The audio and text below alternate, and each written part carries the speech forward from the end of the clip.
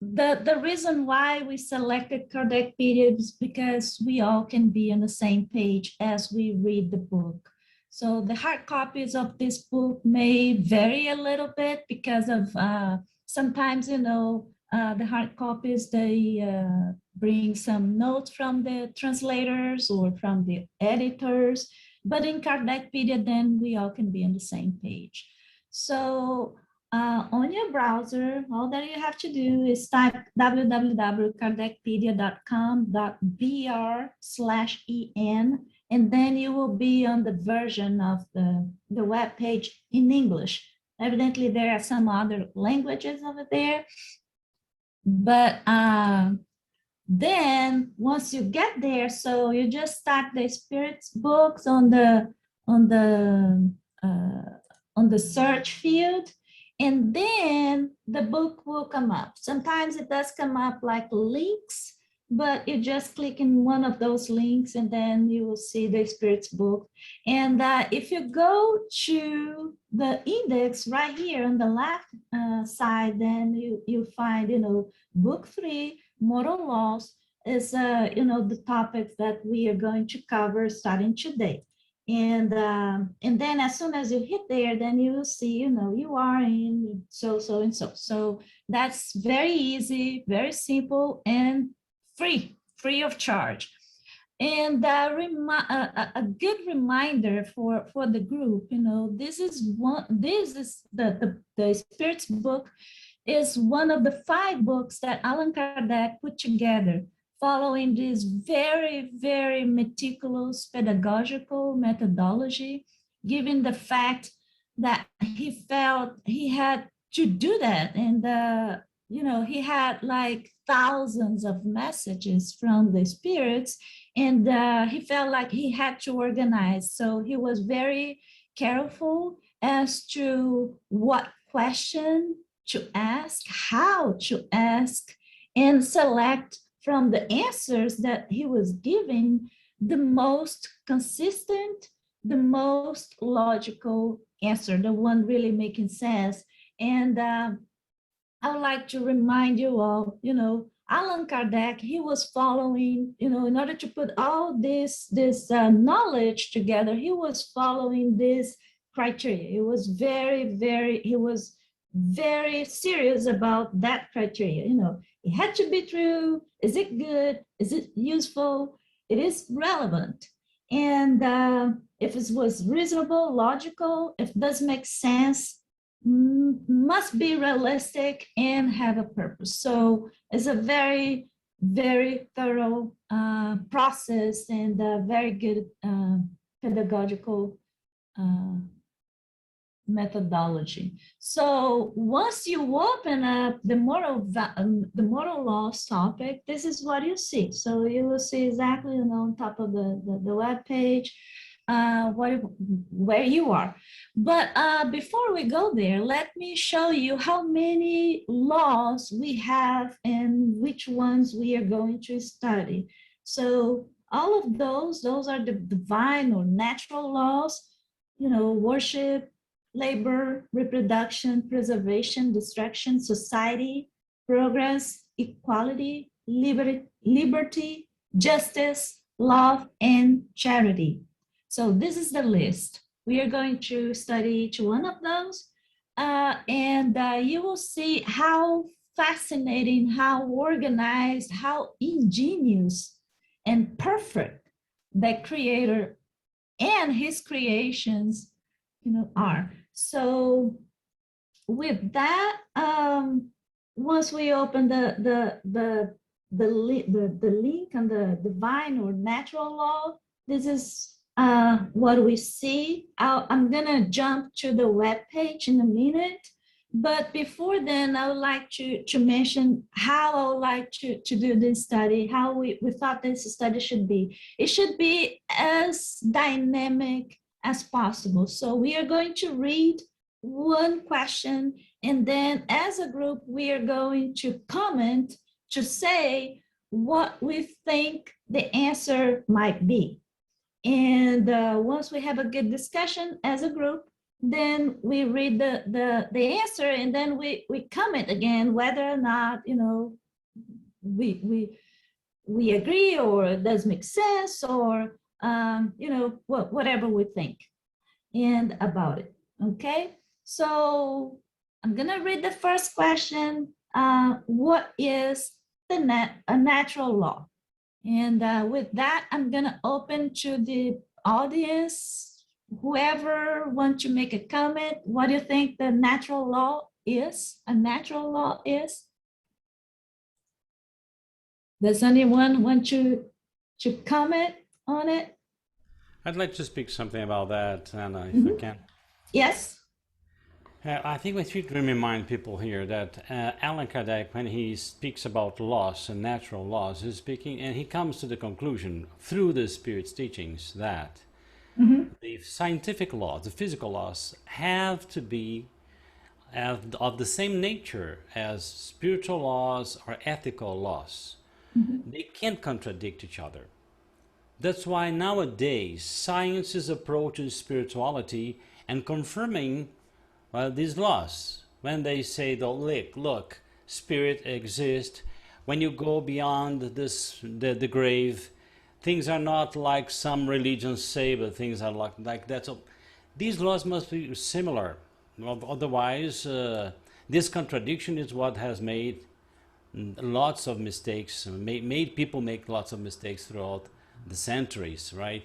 So it's a natural, the natural law of physics must be, right, must have the same nature as the moral laws, as the spiritual laws, because they belong together. The problem is we didn't have the tools to approach these laws in the past.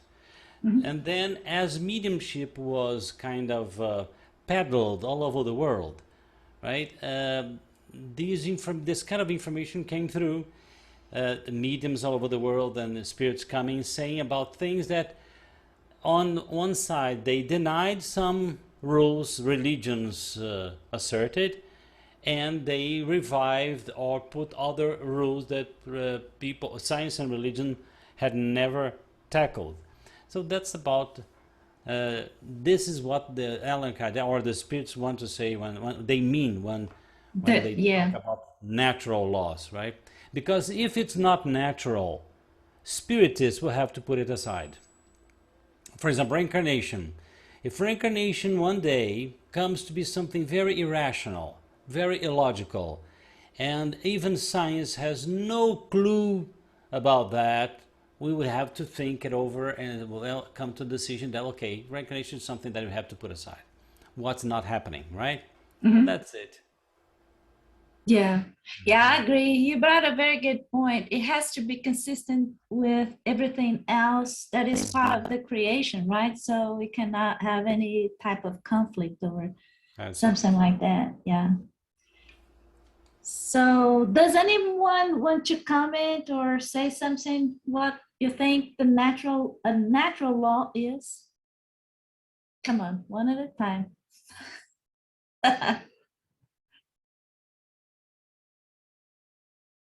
Stanley, what do you think? I don't know, to be quite honest. The only thing I can think of is the most natural thing, you know, that life in general has to follow. Something that's entirely natural. Spot on. Yeah, that's exactly. Yeah, because let's read the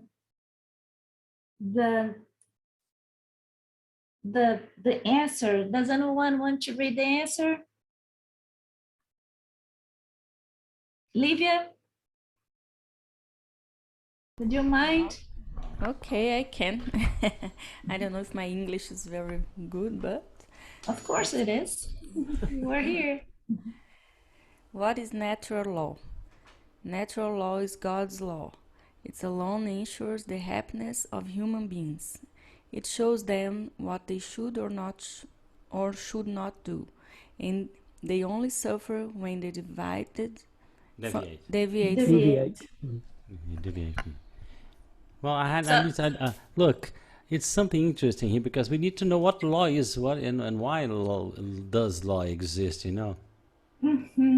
exactly. Yeah. Hmm. So that's what I was about to say, because there's no, whenever we read those questions, you can check on the ingenuity of from Allan Kardec, because he always had a reason why he was asking that question, right?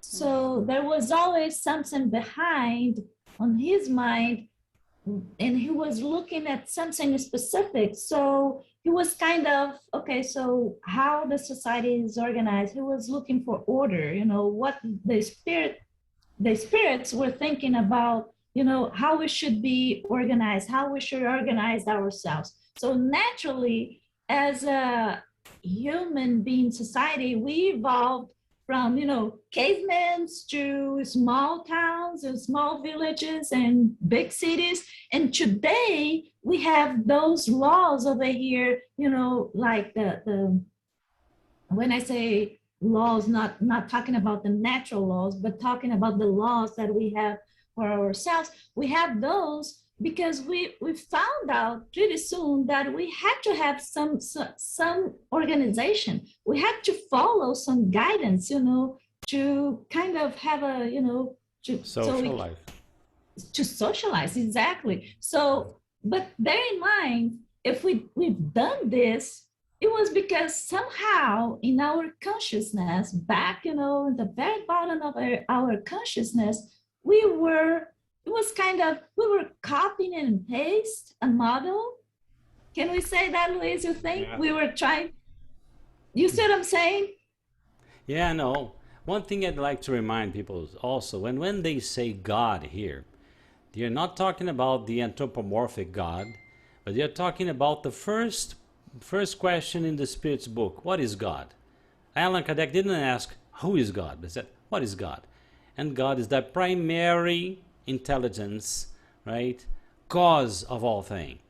So everything it's infinite, without beginning, without end. So it's something very inconceivable for our mind. We don't have a very good brain to conceive something that has no beginning and no end, right? Maybe no end, but no beginning is difficult, isn't it? And I think this is a point for us to understand that these laws exist, have existed forever, right?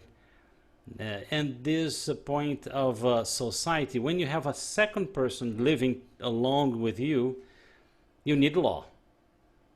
Exactly. And what is the point of Spiritism and the regulations about this, of the moral laws? Is because the physical world have developed, or has developed, many laws for people to interact and to live together, for social order and progress. But if you deny, or if you sneeze at, if you overlook spiritual laws, you are still doing bad, but you don't know. What is the world living right now, according to the Spirit, since the 1900s, is that the Spirit started saying, look, humanity is growing up, is getting mature.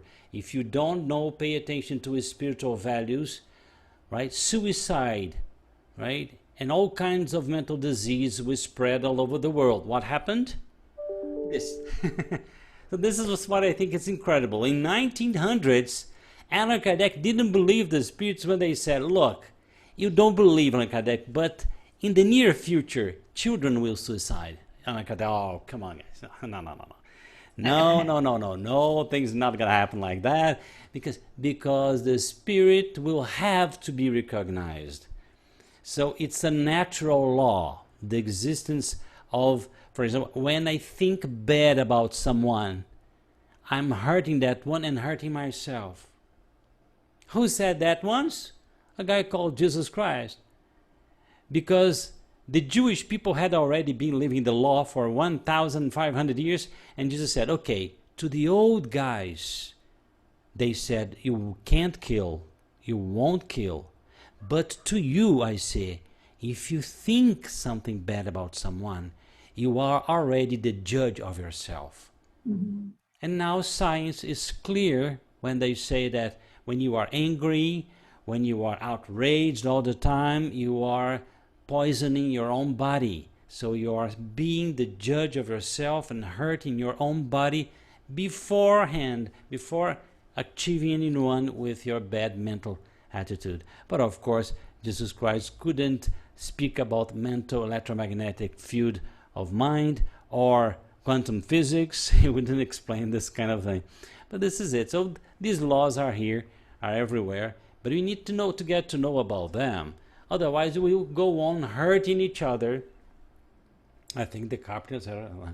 We go on hurting each other without knowing and in having the consequences of our bad thoughts, of bad feelings, without knowing. One natural law I'm thinking about is the gravity.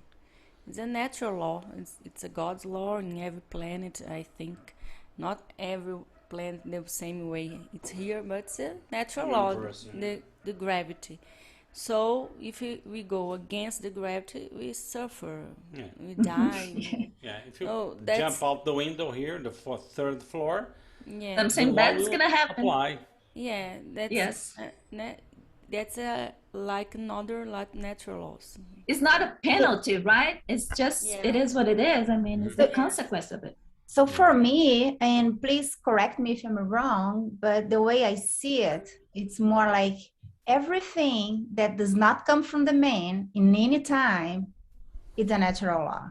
It's how I see it. It's the opposite way. If I think of the gravity, was the man who created that? What man has not created is under natural laws. Exactly. So like when you say, Olivia say gravity, was the man who created gravity? The man figured it out, discover, but not create. So it's a natural law. So to me, it's easier when I do the opposite way, like came from the...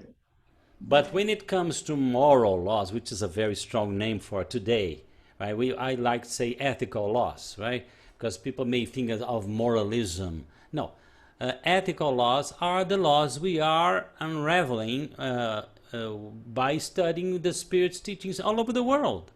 When I study together with these people, they're from Wendy Zamet and so on. Victor Zamet, in his report, Friday After Life report, all the time he advises religious people, look guys, it's not like that.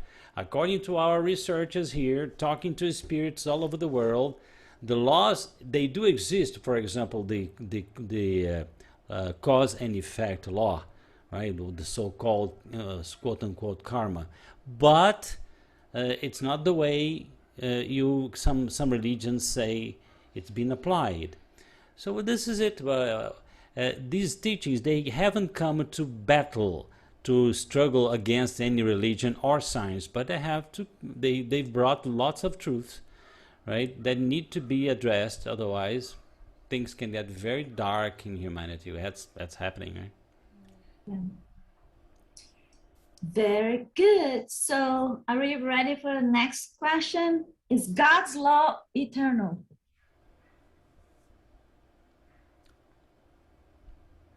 I think Luis gave a spoiler a few minutes ago. Spoiler.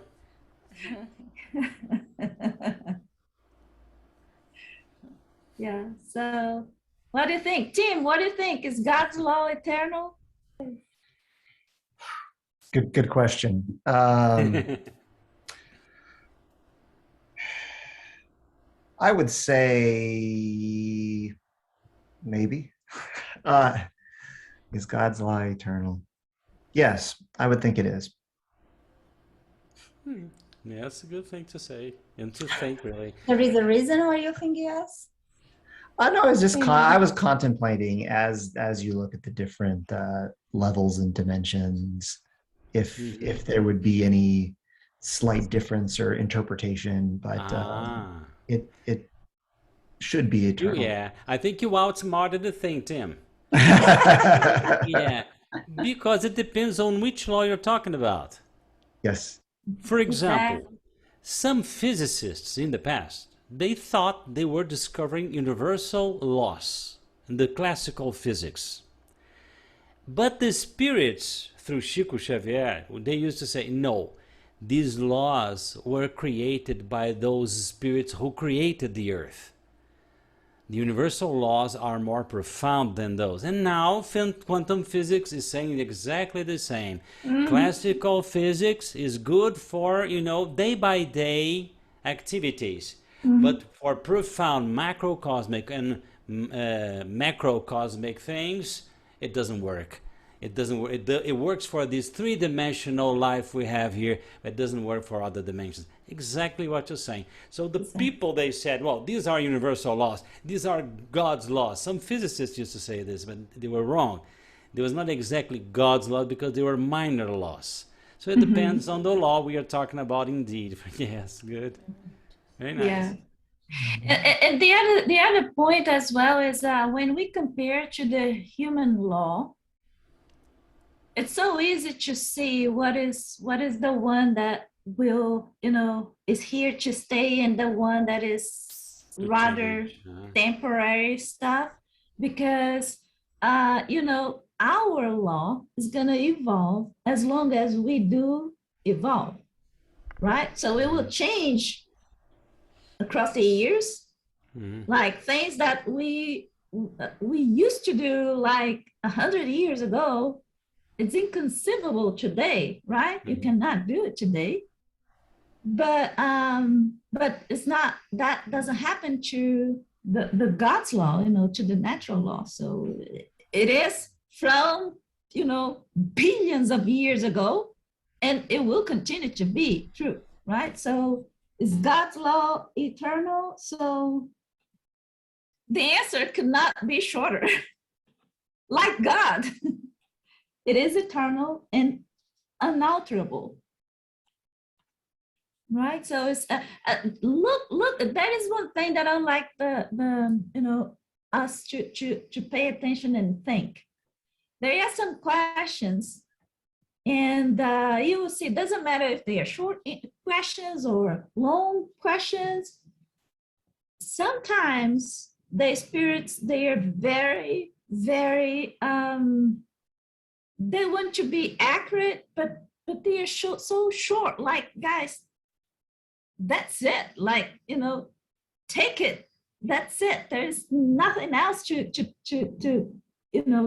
think about it. But in this case, if the natural law comes from God, and God, it is eternal, like God, it is eternal. So next question is, can God recommend or preach something at one time and prohibit in another? What do you guys think?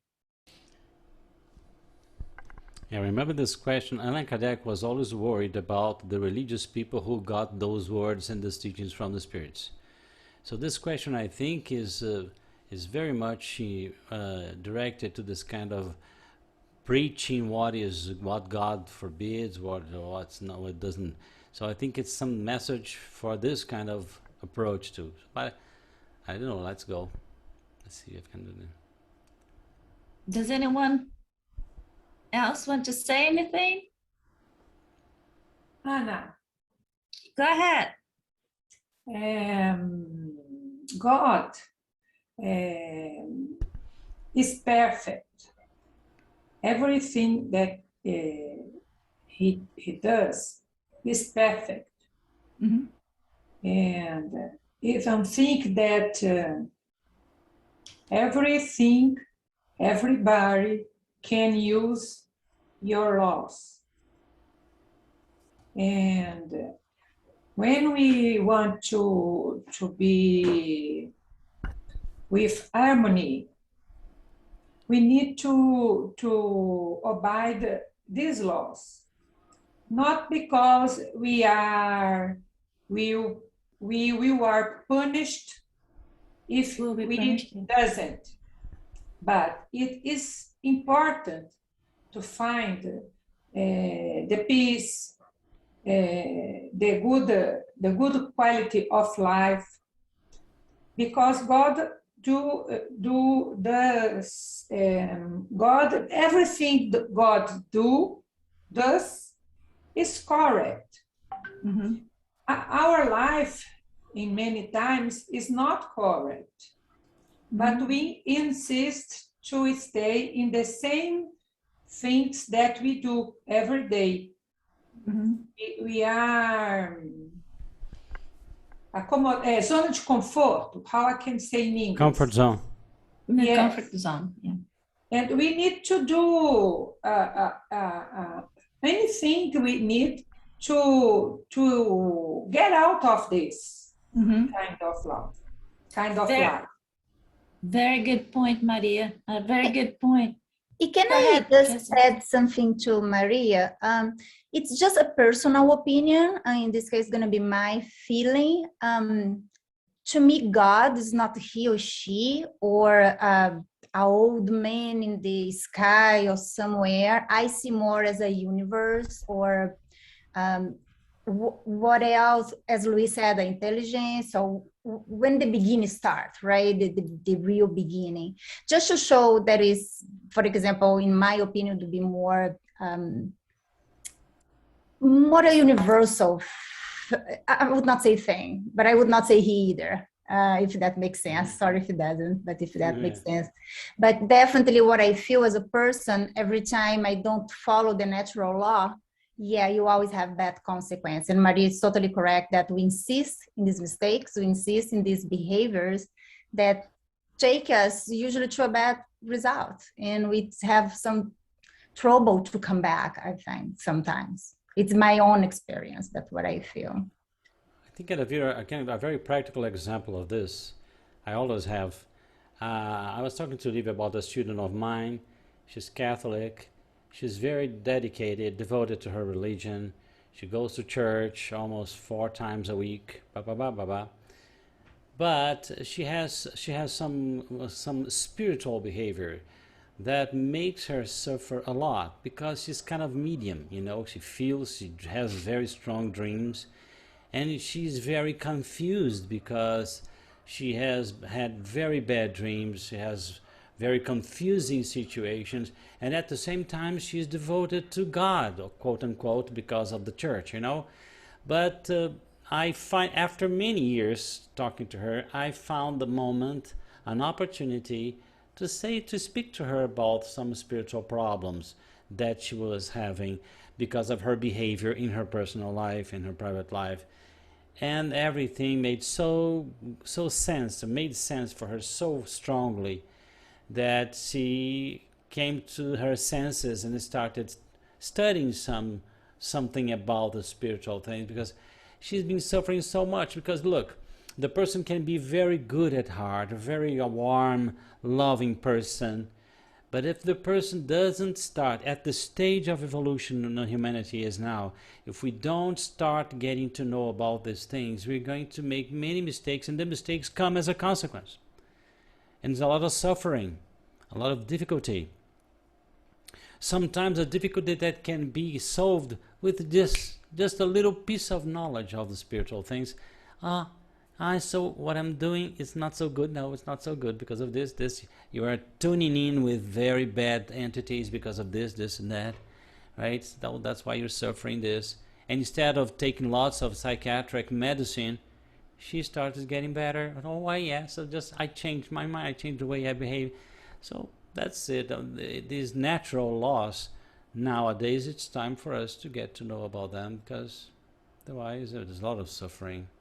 Yeah, and I like something that Maria said, that we should think about how to apply those laws in our life, not because of being afraid of, being punished, but just because it's the right thing to do. If you feel in your heart, you're doing something just because it's the right thing to do, if you're doing the right thing when nobody else is looking at you, or, then you are in a position that those laws, you not only know how to apply them, but also you live them. They are in your heart, in your mind, in such a way that you live them. So yeah, I was remembering that, I don't know if I'm spoiling, but In the spirits Anna, book, they question. excuse me, Livia is talking. Sorry, Livia. No, or you can say Maria. Pode falar, Maria.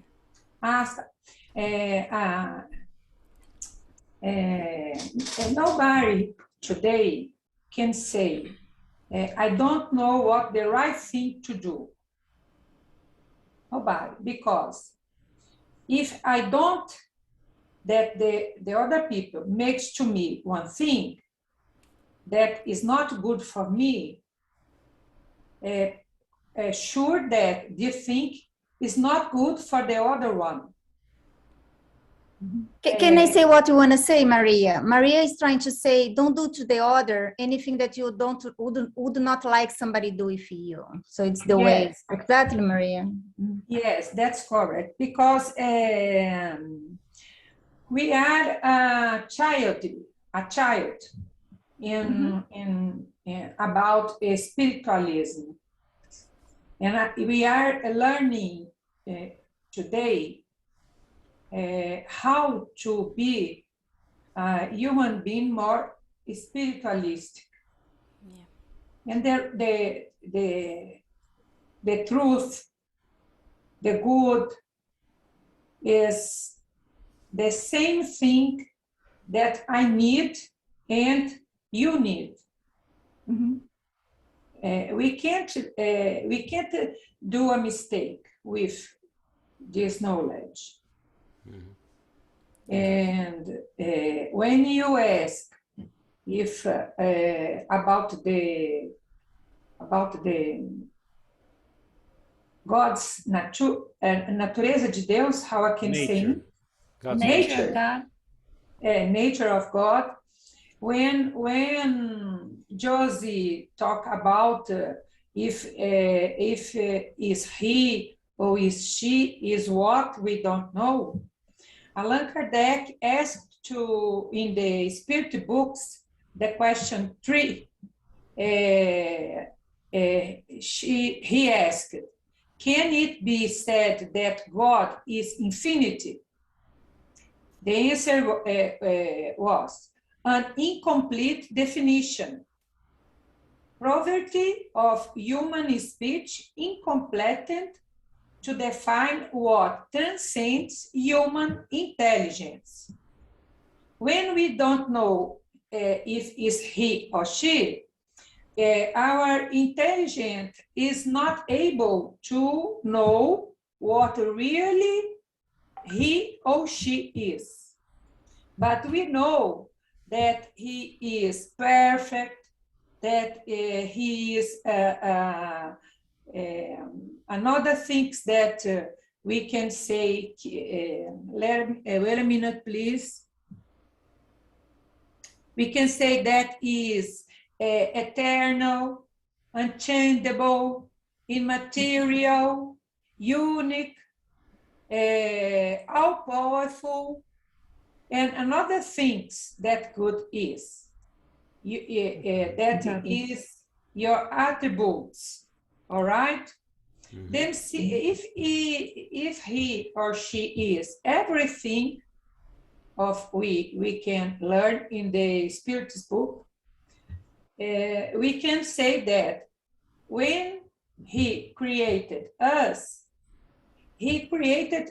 to be eternal, to be unchangeable, to be immaterial, unique, and another things. We need only to work to be what he create us to be. Very good. That's it. Very good.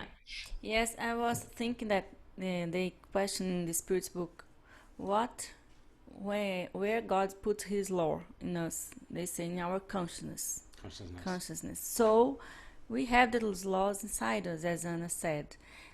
And of course, God gives us free will, and when we don't stay with Him, and when we don't search for it, like Maria said, to be like He projects us to be, we have free will. We can go wherever we want, but we'll feel that inside us because we have it in our consciousness. And I see people saying today, animals are better than humans because they don't have free will. They are following God's law, naturally determined. They don't have consciousness for free will yet. But so we see them and say, wow, they are better than us, they are happier than us, they love more than us. So many people are saying it these days because we are not searching for it nowadays, to be with God, if you can say that. And we see that because we have free will, and we can see, it can be whatever or what we want to be. But I think when we follow and we want to be within these natural laws of God, we'll be happier. Yeah, I'd like very much the evidence of things. I'd like to tell you another case. Remember a student of mine, she was a young woman, and every time I started teaching her, because it was a face-to-face class, I had to, pray first, because she was surrounded by a very heavy atmosphere, very heavy spiritual atmosphere. Sometimes I used to teach her, and when she left me with headache and shivering a little bit. And one day I was brave enough to ask her, look, what's going on with this? Well, could you tell me about your life a little bit? And she told me she had a boyfriend, and she said, Sergio, I have heard you are a spiritist, and I'd like to talk to you about this thing, because I've been going through very difficult moments, I and my boyfriend, and we have a band. This band is a heavy metal band, and so on and so forth. And she said to me, then she sent me, she gave me, I asked for a CD at the time of the CD. And the lyrics were very, very bad, very heavy, and they were very also aggressive, But the problem is, I said, what's your degree of sensitivity for things like spiritual dreams? Her boyfriend, and one of the members of the band were very sensitive. So they were in a very difficult situation, because they could feel the atmosphere, the spiritual atmosphere. The others couldn't. They were doing well, But the three of them, they were almost getting crazy and fighting and accidents and sickness and everything surrounded. And I said to her, look, one day she said, I'm going to the Spirit Center. Where are you going tonight? I said, no, I'm sorry, you won't go there. I said, come on, I will. No, I feel that you won't be able to go there, because there will be a lot of resistance of the entities that are together with you. You won't be able. And if we forgot, 1 year later, she came into my classroom crying, saying, do you remember 1 year ago when I told you that I was going to the Spirit Center? You said, no, I haven't been able to get, I walk past that Spirit Center twice a day, and for 1 year, I haven't been able to get into that door. And then she started crying, and then she had the strength to make the move out of that state of mind, right? The point is not getting, as I said, it's not getting into the Spirit Center. The point is you trying to change, because when you want to change, and this is a problem about psychological treatment, because the psychologist sometimes comes to you and say, don't think dark, think blue. But there are 5, 6 other entities thinking dark just like you. You need help. You need psychiatric help, you need psychological help, and spiritual help too. In the sessions of spirit release in Brazil, we do exactly this kind of help for the person to feel some air to breathe and say, no, I can change now. I can change now, right?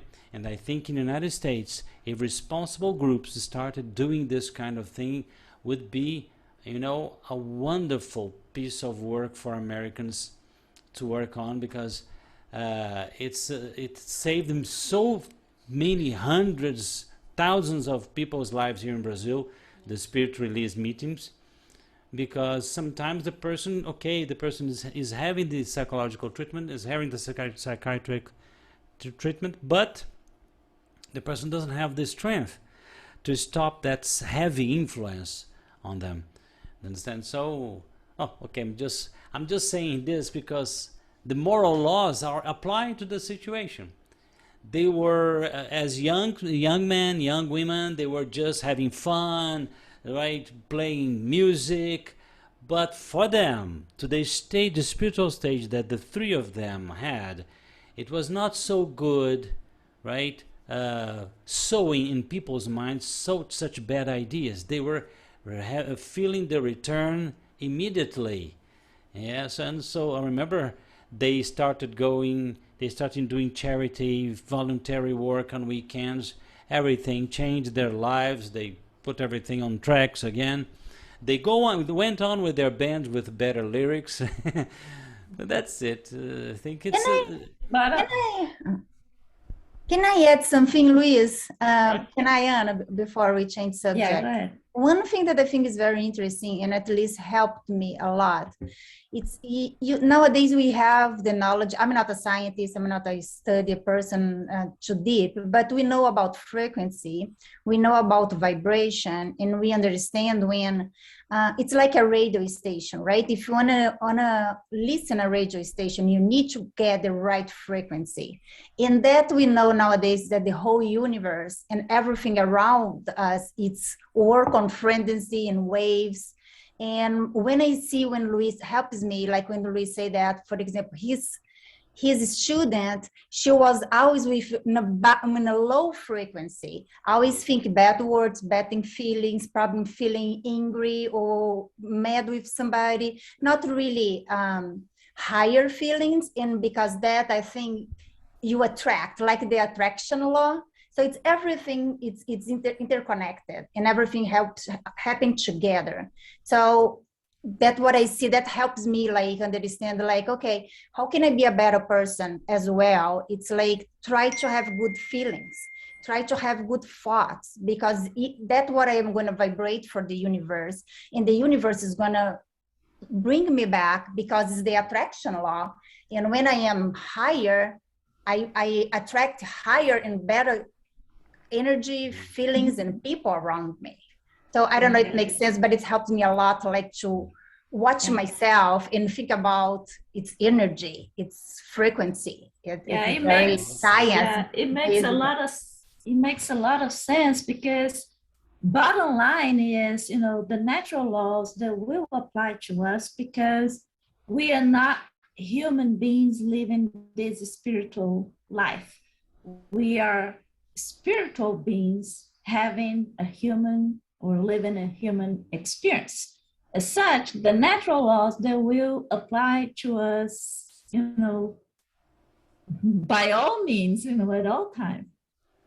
Yeah, that's why sometimes Jesus Christ healed someone, like once he healed a blind man and said, okay, I'm healing you, but don't go back to your tribe. Mm-hmm. Say, don't go getting in tune again. Don't resonate again with your old pack. Otherwise, you'll be blind again. Again, yes, yes. Yeah, it's natural, right? I mean, Jesus can help you once, and then, but if you decide to go back to the same situation, same status, what do you think? Is Jesus come back to help you? It's up to you. Yeah, free will. Yeah, there we go. So, okay, so can God recommend or preach something at one time and prohibit in another? I will, I will ask one of you to read this. Let me see. So can I have Stanley reading this answer? Can God recommend or preach something at one time and prohibit in another? Yeah, okay, I can read that. God does not make mistakes because he's perfect. At least that's what we are taught. Yes. People must reform their laws because they are imperfect, but God's laws are perfect. The harmony that regulates both the material and the moral universe is founded on laws God established for eternity. Guys, look at the wisdom it's simple, but at the same time, it's so wise, so profound, the answer, isn't it? And this is spot on the comments that Maria was doing at the beginning, isn't it? Does anyone want to say anything? Any comment? This is one of the biggest problems in Christianity, because people take laws that were relative laws, civil laws, as natural God's laws. This is Yes. a big problem. Yes. No, the Spirit say, as to God laws, maybe we can get, for example, the Ten Commandments as natural Exactly. laws. Some degree of natural laws. But many other laws that are there are relative. So much so that Jesus Christ in the Matthew, the chapter 5, it says, to the old guys, they used to say this, but I now, today, say that to you. Right? The old guys, they say, you won't kill, but now I say, if you think bad about someone, you are already having bad consequences to you, because you grew up. Exactly. So the laws will change, you know. So you cannot say, it's very, it's not wise following the Old Testament, right, word by word. See, the Old Testament was a kind of, you know, Chico Xavier used to say something very interesting about the Old Testament. The Old Testament was the question, the questioning, and Jesus was the answer, right?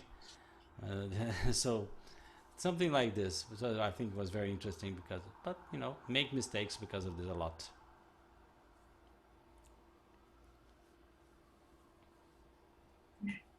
All right, so very good comment. I love it, Luis. Very, very nice and on the topic. So next over here, what do the divine laws encompass? Do they have any reference to anything outside our moral conduct? What do you guys think?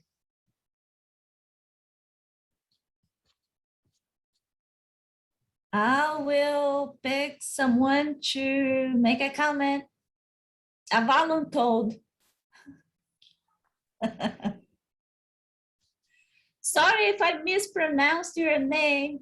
Unag Oburn, is that your name? Yeah, my name is Una. Unag. Okay, Yeah. welcome. Welcome to Thank the you. group. What do you think the answer for this question is? What do the divine laws encompass, and what do they have any reference, or do they have any reference to anything outside our moral conduct? What do you think? I'm not sure exactly what divine law encompasses. Probably something along the lines of universal law, like we've already been talking about. Mhm. Do they have any reference to anything outside our moral conduct? They might do. If our moral conduct is laid down by, like say, the Ten Commandments or by man's law, then divine law probably does encompass things that aren't in man's law. Mhm. Probably does. Yeah, very good considerations. Does anyone else want to add anything? And I would like just to complete, I totally agree. It's Anna, how I pronounce your Anna? name again? Anna, nice to meet Good. you. Welcome to you. the group. And, It's and Una, I yeah. and I think the difference, I think the laws God, it's infinite, it's limited, and many times the moral law can be times and customs and something like that. Yeah, Yeah, thank agree. you. Nice to meet you. No, just by the way, are you Australian? No, I'm Irish. Irish, because your pronunciation is so different. Yeah. Yes, your accent is different. So look, this is not England. This is not the United States. This is, I thought about Ireland. maybe it was It's Spanish. Irish, mate. Irish, very interesting. Very nice. By the way, people, this is so profound what you're talking. Una said something so profound, Yeah. because you know this kind of this kind of reference to say the divine laws encompasses, it depends on the degree of consciousness the person has, you know. And the more intelligent, the more knowledgeable you are, the more free will you have, but at the same time, the more the bigger the consequences and responsibility you have. Yes. You know? Saint Augustine said something. He said, "Love and do whatever you want to. Love and you act freely, because by loving you are following all the rules." So, for example, have a company, and suppose that God is the entrepreneur, the owner, or the CEO of the company. Well, which one do you think that the CEO will choose to help in the company? An intelligent guy, but a guy that disrupts and goes against every little rule and regulation in the company? Or a mildly intelligent guy, but who understands all the rules, all the behavior, all the procedures, and does the way it's prescribed? Of course, the second one, because even the guy, if it's very intelligent, very smart, but he can blow up It's a rebel. company. Yes, a rebel. So that's the same point of the laws, you know. The more we can get to know about the laws, the more we look forward to knowing about these laws, the better for us to be understood by higher forces, by higher entities, and be helped by them. Yeah. Yeah. Welcome, Giles Tompkins. Come back. Very good comments, because I really like Una comments as well, Luis, because it does say a lot about responsibility. And as a matter of fact, at the beginning of our study today, Livia was making a comment about people thinking that the animals, they are better than the human beings just because they know how to love, etc. They do not, they just, go by love. But then I was thinking exactly like that. I said, well, but the human beings now, we rationalize everything. We do have the knowledge. And with that, we do have our responsibility. And if we choose to do the right things, hey, yay, high five to us, right? High five to everyone who is choosing making good decisions.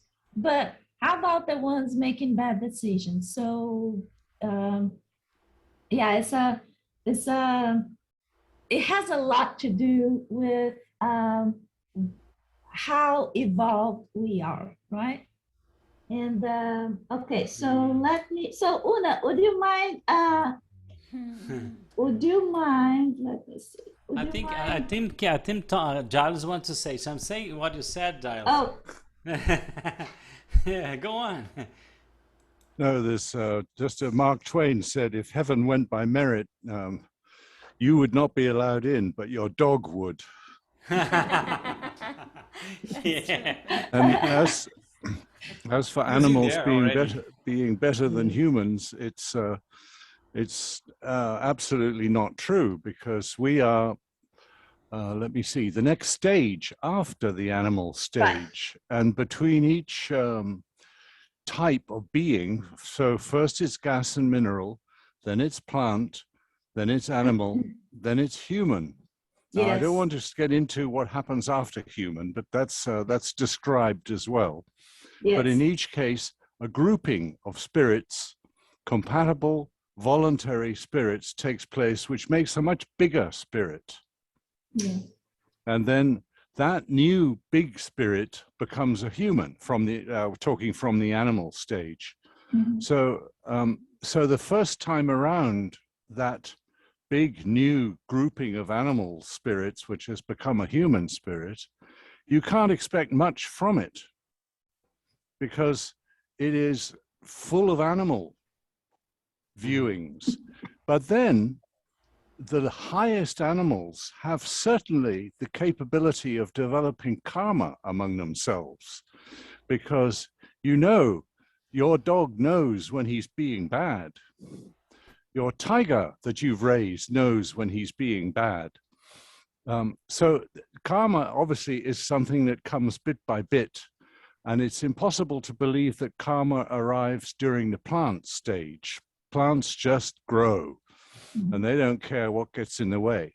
Animals, early animals, they don't care either. Let's call snakes early animals. They just get on with life and be damned to anybody that gets in their way. Whereas later animals begin to take decisions and decide what they want to do. And so these higher animals, when they're done with their animals incarnation again and again and again, group together and then form a human. So the early humans, I'm talking spiritually, not in prehistoric times, then you can't expect anything from them, because first of all, they'll take any incarnation they can get, right in the middle of Ethiopian famine.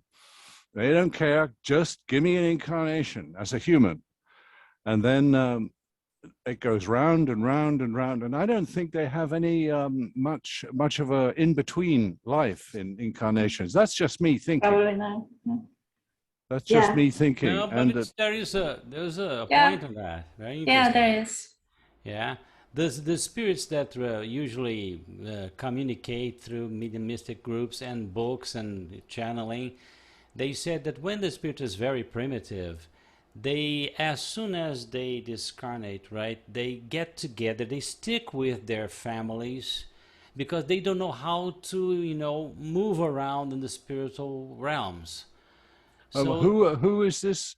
Is this an early human or a? No, yes, a primitive human, for example, Primitive, from a very primitive from tribe. From spiritual point of view. Yes. No, but Exactly. it don't say primitive tribe, because there might be people who are advanced spirits. Yes, advanced spirits in the spirit. Yes, because in reincarnation. But I'm primitive talking about a very spiritually. early spirit, as you say. Yes, Right? yes. And early spirits, they say that they just don't know how to move, to live in the spirit realm.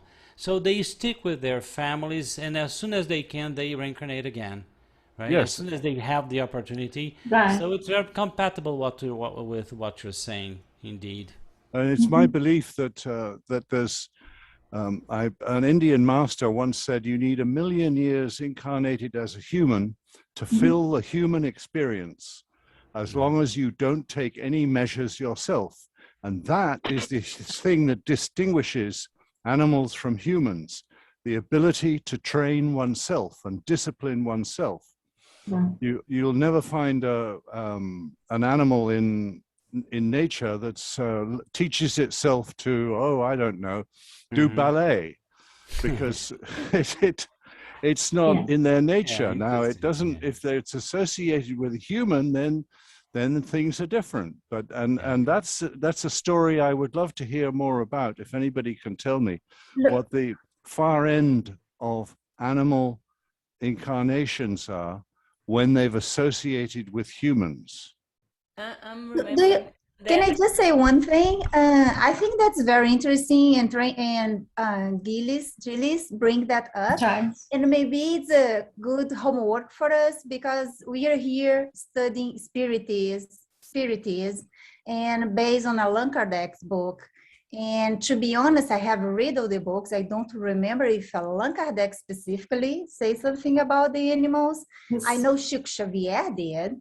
And it would be great. Maybe everybody make a homework next week, maybe bring some from Chico Xavier and Allan Kardec.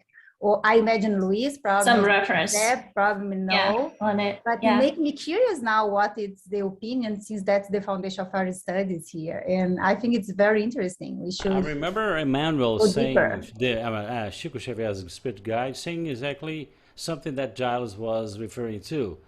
He's saying that, he said, look, he was very careful, because we are talking about very profound subject, and even for his spirit, sometimes they cannot tackle very far-fetched, but he said, on my plane, my spiritual plane, I understand that we came from the mineral, right, up to this position of man, right? But he said there are some spirits on his plane that didn't agree with him very much. But he said very well. But for me, this is a conviction. I'm very, very sure, in my personal opinion, that we've come from the mineral, and we made our way all the way to human.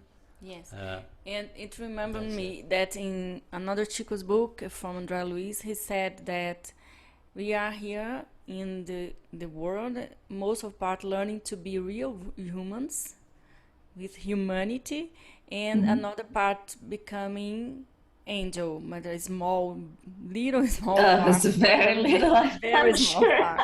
And the most part of us, it's learning to be humans. Humans. So, Yes, some exactly. we are learning to be rational, and Yeah. from rational we're going to human, the stage of Human, humanity. exactly. Yes. And then the Okay. stage of spirituality, and then the stage of angels, he said. Yeah. That's the Yes, stage. All right. and just one thing on angels. Angels are still within the human sphere, because Yeah. the end of the human development, when you no longer need to reincarnate because you have done everything you need to do. Now, I'm going to open my mouth wide here. If you need 1 million years, that's 50,000 incarnations. The books say that 40 or more, no, a number, like 20 or 40 humans decide to group together at the end of their human incarnations. So they're all fully realized humans, and they have done repeatedly deliberate incarnations for social service, which we know about, such as Chico Xavier. I bet he's a fully realized human that did a deliberate incarnation for social service. And these are precious, of course. Now, these 30, let's say, pick a number, humans are grouping together voluntarily. Each of them has 50,000 incarnations. Three times 50,000, 30 times 50,000. What's that? It's at least 3 million. Now, between them, they have 3 million incarnations available. And they go on to become a new being on the next level, the superhuman, Sai Baba called it. This is quite clearly a person, a being, which we cannot possibly understand the motivation for. It knows all is love.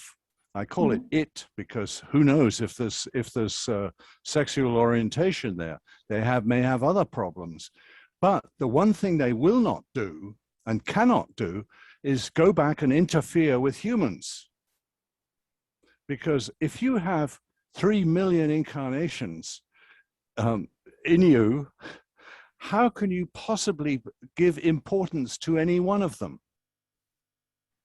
3 million different incarnations. They're like grains of sand on a beach. And it would be so incorrect for you to go back and interfere with any individual human having an individual reincarnation. This is my opinion anyway. And so I believe that angels are top-level humans that have decided to do social work. Yeah, that's interesting. And they're of course extremely powerful as individuals. Now, if a superhuman came back and it showed itself to a village, it would wipe out the whole village because it's too powerful and too big. And the one book said they reincarnate in the middle of suns, which is a wonderful concept. Imagine the real estate you've got. You're this gaseous being working in 3 dimensions, and it's impossible to even take the thought any further. What is their motivation? Yeah. No way out of it. And that stage is beyond. Yeah. Comprehension. So that's what. Oh, and something else I wanted to say in this development of early human. If you really don't like the Earth, which is quite possible, there are tens of thousands of other civilizations, incarnations in different planets that you can take. Heavier gravity or lighter gravity or similar to the Earth. And most of these civilizations have much better civilization. They do not have the challenges that are on Earth. They have challenges, of course, but they're a civilization. They're civilized. They don't allow billionaires to squander resources and leave the poor dying. So these so-called alien civilizations are available for your reincarnation. And because you have the miracle of forgetfulness when you're born, it doesn't make any difference. In you go, you live your life and you die and come back and then decide what to do. But you find that they don't have enough challenges, because what you want to do is grow your spirit bigger. Yeah. Yeah. So is this all, does this sound all reasonable to you? It does. I'm not pretending to have psychic abilities. I've done a lot of reading in from automatic writing, which I take to be the most trustworthy source, and everything that I've been reading for 40 or 50 years, and when I look at these situations and the various descriptions, it all makes sense, and that's one thing they keep pounding on. If it doesn't make sense, be suspicious of it. Yeah. Yeah. Very nice. Guys, sorry, but we're at the very end of the discussion today. The time is Can I just add one thing? Can I just say one thing super fast? And Gilles, keep with us, because everything we are going to bring from Allan Kardec, Spiritism, and Chico Xavier, it's going to answer your questions. I would say, Luis, correct me, basically 100%. Yeah, exactly. That's what we read for the book. Yeah. And it's so extended, and it's a big knowledge. But if you stay with us here, and you have all your answers, because everything you ask, we have read. But it doesn't mean that everybody will have to accept the answers, okay? Yes, exactly. Absolutely. Yeah, absolutely. So guys, we have one point of view. Very nice discussions over here, but we at the very top of the hour, so it's 20 minutes past the hour. I would like to go back to keep the focus on what we are studying today. Anna, I need to talk. Yes. I think that we can come back to the question about the moral flaw of God. And I think that until today, the religion has not helped us to understand our deep nature, which is much more kind to God than the material world in which we live. Faith has always been followed outside of us and not lived inside. Yeah. Only now are we being led to think that there are laws for the soul. We need to understand that are laws for the soul, that are directly linked to our way of life. Laws that speak of the need to develop moral values and not just intellectual ones. Being smart is not enough today. It has to be good too, to understand what God wants for us. I think that the world is very smart today, but not so good. Yeah, so because there is a disconnect between the knowledge and ethicals and moral values. Yeah. So back to the questions, and then we will finish the day. So Una, would you please read the answer of the question, what the divine laws encompass, and do they have any reference to anything outside our moral conduct? Mm-hmm. All the laws of nature are divine laws, since God is the creator of all things. Scientists study the laws of nature in the realm of matter, while good people study those of the soul and practice them. Isn't that amazing? I love this answer. So I will stop here. I see that Giles raised his hand. Giles, do you want one last comment? Yes. Yes, Go ahead, please. A last please. comment. I think it's worth remembering that of human spirits, we have the full range. We have those who have recently arrived in and are Yes. developing as humans. And these people, it is absolutely unfair to pressure them with good moral behavior because they're not ready for it. Now, later on, let's say more than halfway, now you can expect good moral behavior and make laws about it. And so this is, and then the last thing I want to say is one size does not fit all. There are generalities which make sense and are reasonable, but then there's all kinds of amazing exceptions, which, and this brings me to my belief that the universe, the purpose of the universe is entertainment. Yes, yeah, that's that's a very good comment, and I really like when you say one doesn't fit all. And yeah, you're right. I mean, this world is like this giant school, and we have kindergartners, and we have people graduating. Yeah. What are we doing? You know? Exactly. Are we graduating? Are we high Of course school? we're graduating. Are we Because You remind me of Jesus, right? Somebody came to Jesus and said, "Go, sin no more." To others he said, come with me. Right? Exactly. No, you are prepared. You can understand what I want to tell you. You just do this, and this. You're done. You're right. You're good. So it's actually a master does like that. Because he could see with a big C. He could see into people and know whether they were early developing, middle developing, or late developing.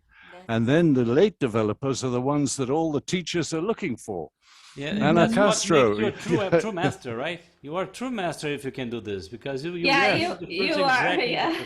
Exactly, yeah, that's true. And even so, one size does not fit all, so that there's always exceptions and games.